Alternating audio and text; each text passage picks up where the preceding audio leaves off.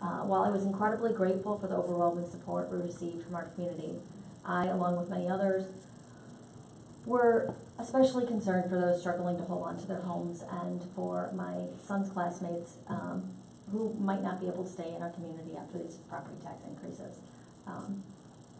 When I heard about what the Vermillion Project was doing at 601 Davis, I immediately wanted to learn more information and support this project. I have a little bit more to say, but for the sake of time, I want to keep it that way. But I'm very excited about this creative solution for addressing some of the needs of our most vulnerable populations, not only the homeless, but those kids that we all fought for to keep in our schools and to make sure that they had the education they deserved and to maintain the diversity for my children and all the other children in our schools. And I hope that you will vote to support this project. Thank you. Thank you.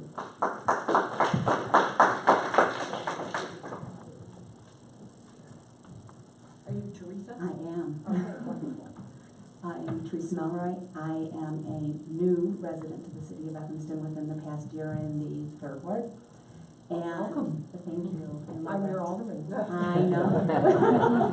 I love it. As long as you like. Get comfortable? No.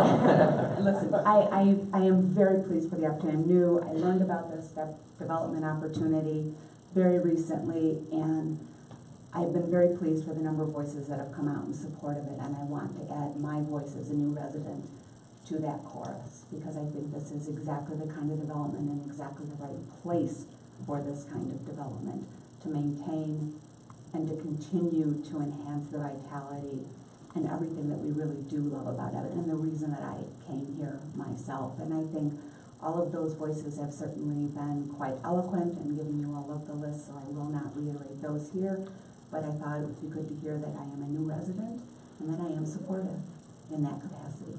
Thank you so much. Thank you. Now we have Trish Connolly.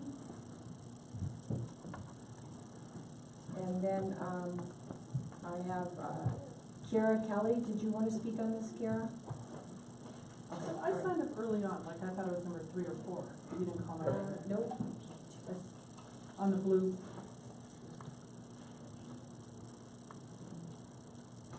Oh, I'm sorry. You did skip over it. I Okay, signed way up yeah, early that on. actually, we're going, I'm sorry, you know what? You did sign up for PD2, and we haven't gotten to PD2 Yeah, yet. for 5. Well, it's supposed to be a 5. It's supposed to be for the Vermillion. Oh, I'm sorry. Okay. Go right ahead. So I'm quite sure all of you are quite aware of what coveted territory we live in, and so it stands that we have a lot of wealthy developers wanting to come here and set their sights. And to the great dismay of many Evanstonians, we've seen our zoning turned upside down. We've seen our sense of community, our sense of aesthetics turned upside down and undermined. We've seen developers come in and be granted great relief from our inclusionary housing ordinance, like the Albion that was granted only put in 9 of the 27 units it was supposed to put in at 50 to 60. And we're seeing very little public benefits in return. It's very questionable what public benefits we're getting for all this.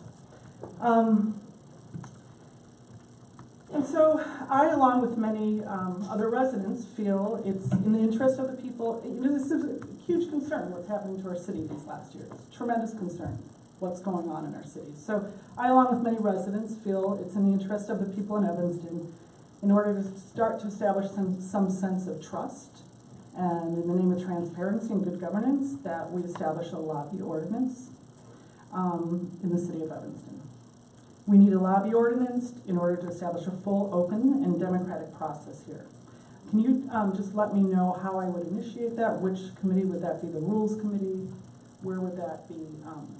Where would I bring that? A lobby ordinance? A lobby, like many cities have lobby, where you have to, even people tonight have spoken who work with Vermillion, but we don't know that. So even our public comment is being undermined. The spirit of public comment is undermined because we don't know, we have no lobby ordinance, even from public officials and city staff, but even during public comment, we need to have a lobby ordinance so we hear about their vested interest before they comment. And so I'd like to bring to, is it the Rules Committee that I would propose? It would be the Rules Committee. And, Okay. And so we would,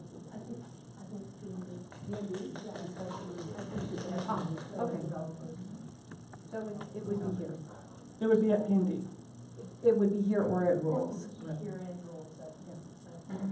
Okay, so I, along with many Evanstonians, feel that we need to establish a lobby ordinance in the city of Evanston, again, for the sake of transparency, trust, openness, and good governance. And the city of Chicago has a very comprehensive one, and I wish at the beginning of the evening, since we don't have one, I wish from here on out, you all would request that people declare any